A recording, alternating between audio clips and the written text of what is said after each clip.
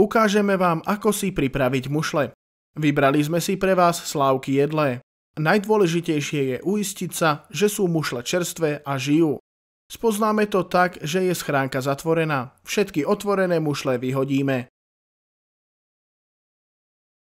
Pred varením si mušle dobre očistíme v studenej vode.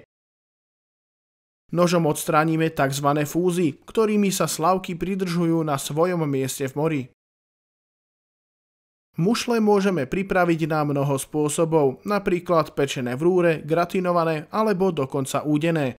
Dnes si ich pripravíme na bielom víne. V hrnci zohrejeme 250 ml bieleho vína. Pridáme lyžicu nadrobno nakrájanej cibule a lyžicu cesnaku. Spoločne povaríme 5 až 7 minút. Pridáme vetvičku tymianu a niekoľko bobkových listov. Teraz pridáme slávky, krátko premiešame a prikryjeme pokrievkou.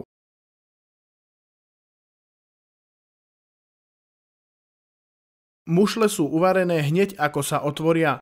Zaberie to zhruba 6 až 8 minút. Ešte než slávky naservírujeme, ochutíme ich bielým korením a soľou.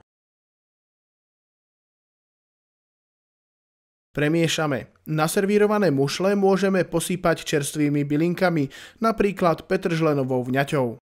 Dôležité je po uvarení mušle opäť skontrolovať a servírovať iba tie čerstvé. Všetky mušle, ktoré sa v priebehu varenia neotvorili, vyhodíme. Podávame s ľahkým bielým vínom. Dobrú chuť.